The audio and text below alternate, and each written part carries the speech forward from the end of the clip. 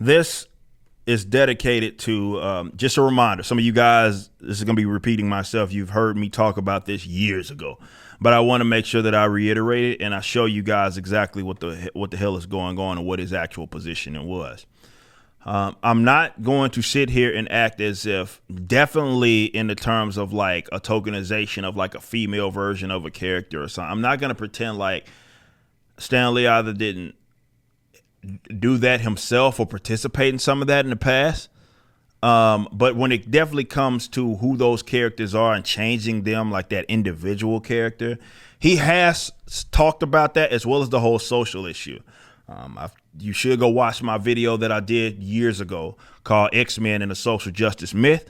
I have debunked a lot of things regarding that aspect and why they were created. There's a lot of myths surrounding that. Oh, here's Malcolm X and Martin Luther King. I've debunked all of that nonsense using also Stan Lee's his own words. But there are two things that I want to remind you in regards of what he said about this one form of tokenization. As well as the social issues. Now, I want to start with that. To start with the social issues and where he actually stood on this. This was actually, this was A&E. I can't remember that shot this little documentary. This wasn't too long before he had passed. And again, I did a whole segment on this back in the Gap. I'm going to show y'all, though, just show you again what his position was. I've always tried to do our stories so that it didn't matter if you were of the white race, the black race, the brown race, or whatever. So social issues I try to get in the background or underlaying a plot, but never to the point of letting it interfere with the story or hitting the reader over the head. I've always tried. So what he is saying is that, he was trying to make stories that resonated with everybody. It didn't matter who the character itself was, but he was making stories that resonated with everybody, no matter what walk of life that you came from. And that's what good writers are able to do anyway. And then he says that regarding the social issues, unlike what we have today, he was not trying to beat his audience over the head with it. Or have it dominate the plot. He said if he was going to handle social issues, he put it underlaying the plot and in the background, not some that's the dominating reason for why you're doing it, which Marvel and DC does a lot of. But there's also something else I want to show you. This is an interview that he did. I believe this was 2015, and he has some interesting things to say. This is a while back. In this individual interview where he talks about Spider-Man and him being white and straight. And he, according to the interview he gave with Newsarama, this is what Stan Lee said about this. He said, "I wouldn't mind if Peter Parker had originally been black, a Latino, an Indian, or anything else, that he stayed that way." He said, "But we originally made him white. I don't see any reason to change that." Interesting. Very, very interesting that is his position. He says, continuing on, "I think that the world has a place for gay superheroes, certainly. But again, I don't see any reason to change the sexual proclivities of a character once they've already been established. I have no problem with creating new homosexual characters."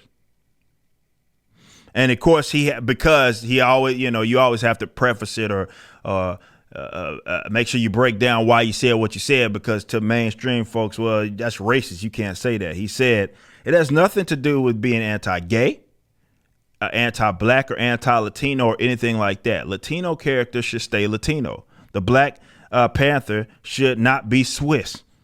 I see no reason to change that, which has already been established, when it's so easy to add new characters. I say create new characters the way you want to. Hell, I'll do it myself.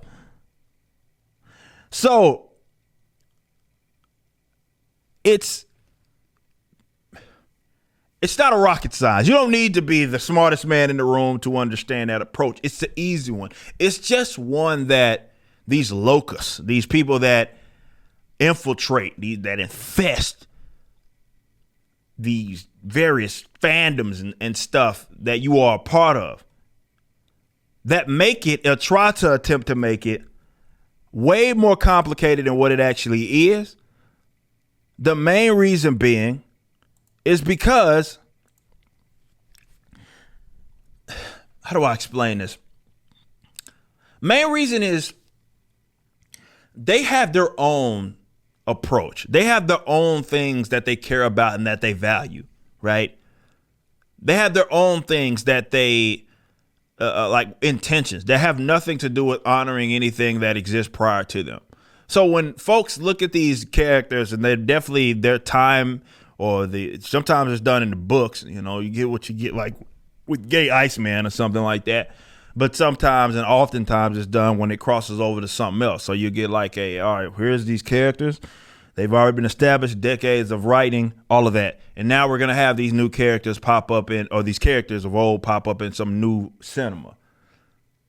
This is our chance to change them. And then they'll make them race bent, sexuality bent, or whatever it is, because they think that's when they can get over on it. But I think that the people that like to do that type of stuff, they, of course, I know they have their own individual motives for sure. But it doesn't help advance any cause, definitely in regards to, I don't know, diversity and all this other goofy shit.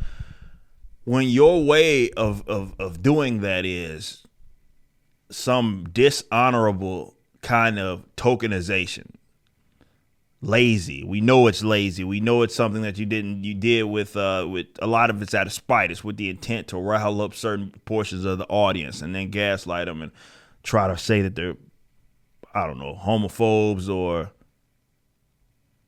they hate black people because they had a position that was like, okay, that's not who the character is. Why did you change that? But I believe great writers who aren't fucking talentless hacks, or I guess great writers who haven't succumbed to the social justice like Jerry Conway and Neil Gaiman and Rick Riordan and those types of guys who gaslight their own customers, they know that there's something to be said for someone that can just create something new. And if that's something that you actually want, then do that. But oftentimes, and this is why it almost never works, when you do something like that, if you lead with exactly that social justice element, then it's going to be dead on arrival. So if you make a gay character and the only thing that you want to focus on is the character being gay, it's going to suck. You know what I mean? It's going to be trash. If all you get a black character, the only thing you're focusing on and hyper-emphasizing the fact that they're race, is going to be trash. And the audience will reject it. They've done that time and time again. And this is why they can't, often those creators can never do that on their own, because they suck. So what better way than to take the easy route out and just palette swap a character or sexuality change the character and then gaslight your audience and tell them how much they're homophobes and they hate the women. You just listened to a clip from my podcast, For Canon's Sake, which is live throughout the week at 12 p.m. Central on youtube.com/YoungRipper59 and odyssey.com/@YoungRipper59. Be sure to check out my website, ericdjuly.com, so you can stay up to date with everything it is that I'm doing. You can also become a member and get access to a bunch of cool perks and exclusive content, which includes a social media hub where you can interact with myself and other members. It even has an app that you can get, which is now live in the Google and Apple stores.